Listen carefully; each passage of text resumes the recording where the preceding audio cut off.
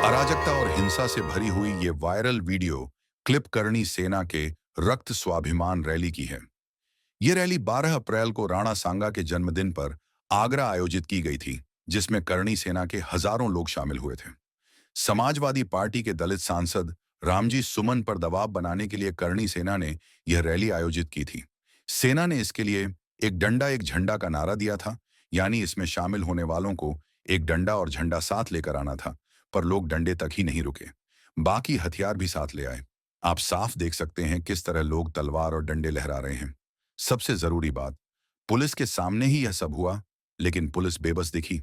हालांकि यहां काफी पुलिसकर्मी और पीएसी की बटालियन शामिल थीं, फिर भी पुलिस भीड़ को नियंत्रित नहीं कर पाई। एडिशनल कमिश्नर सहित कई बड़े अधिकारी मौके पर पहुंचे थे। करणी सेना के कार्यकर्ताओं ने उन्हें देखकर डंडे लहराए और नारेबाजी की। इसके बाद पुलिस को पीछे हटना पड़ा।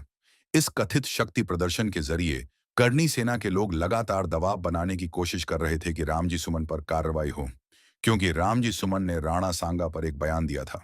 इस रैली में उत्तेजित भीड़भाड़ लगातार नारेबाजी कर रही थी। पुलिस के पहुंचने पर भीड़भाड़ और भी आक्रामक हो गई थी। गौरतलब है कि राणा सांगा की जयंती के बहाने जोर आजमाने का सिलसिला सांसद रामजी लाल सुमन के एक बयान के बाद शुरू हुआ है। सपा सांसद रामजी लाल सुमन ने कुछ इतिहासकारों का हवाला देते हुए कहा था कि राणा सांगा ने बाबर को बुलाया था। इसके बाद करणी सेना के लोग भड्डचक गए थे। 26 मार्च 2025 को करणी सेना के लोगों ने रामजी सुमन के आगर स्थित घर पर हमला किया था। उन्होंने सुमन के घर पर पथराव किया, कारें तोड़ी, खिड़कियां तोड़ दी और कुर्सियां तोड़ डाली। इस घटना में एक पुलिसकर्मी भी घायल हुआ। इस घटना की चारों ओर आलोचना हुई थी। समाजवादी पार्टी ने इसे दलित समुदाय पर हमला बताया। रामजी लाल सुमन ने राणा सांगा पर दिए अपने बयान के बाद माफी मांगते हुए कहा भी था कि उनका उद्देश्य किसी की भावना को चोट पहुंचाना नहीं था। करणी सेना इस पर भी शांत नहीं हुई। उसके बाद से करणी सेना लगातार रामजी लाल सुमन के खिलाफ कार्रवाई की मांग कर रही है। इस रैली में भी वही मांग उठाई गई है। यहां यह जानना जरूरी है कि करणी सेना का इतिहास हिंसा से भरा है। 2018 में करणी सेना ने फिल्म पद्मावत के खिलाफ भी हिंसक प्रदर्शन किए थे। 12 अप्रैल की रैली में भी हिंसा की आशंका थी। करणी सेना ने पहले ही धमकी दी थी कि वे आयोजन करेंगे, चाहे अनुमति मिले या न मिले। उनके राष्ट्रीय अध्यक्ष राज शेखावत ने कहा था कि अगर मांगें पूरी न हुई तो वे सुमन के घर की ओर कूच करेंगे। इन धमकियों को देखते हुए आगरा पुलिस ने कुछ इंतजाम भी किए थे। पुलिस ने अतिरिक्त 1200 हेलमेट और 1000 डंडे मंगवाए।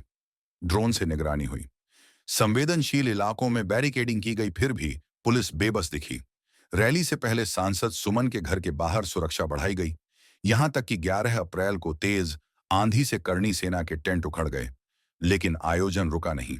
भीड़ के इस तरह उग्र होने पर भी प्रशासन की चुप्पी सवाल खड़े करती है। यहां सवाल उठता है, करणी सेना की हिंसक हरकतों को देखते हुए पहले सख्त कदम क्यों नहीं उठाए गए? 26 मार्च के हमले के बाद करणी सेना के खिलाफ क्या कार्रवाई हुई? क्या प्रशासन की नरमी करणी सेना को बढ़ावा दे रही है? इस घटना पर राजनीतिक प्रतिक्रियाएं भी आ रही हैं। समाजवादी पार्टी के प्रमुख अखिलेश यादव ने एक जनसभा को संबोधित करते हुए, कोई हमारे कार्यकर्ता का अपमान करेगा तो हम समाजवादी लोग उसके साथ खाड़ी डी जी रहे दिखाई देंगे। उन्होंने करणी सेना और भाजपा के आपसी संबंधों को इंगित करते हुए यह भी कहा कि ये सेना वेणा सब नकली है, ये सब बीजेपी वाले हैं। इस दौरान सोशल मीडिया पर भी कई प्रतिक्रियाएं आई हैं। लोगों ने वायरल वीडियो क्लिप को देखकर कई सवाल उठाए हैं। कई लोगों ने इसे जानबूझकर उपद्रव करे की कोशिश बताई है। वहीं एक यूजर ने सरकार की मंशा पर सवाल उठाते हुए यह भी पूछा है, क्या किसानों को ऐसा करने की छूट मिलती?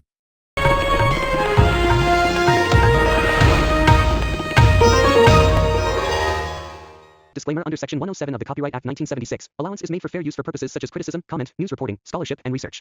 Fair use is a use permitted by copyright statute that might otherwise be infringing.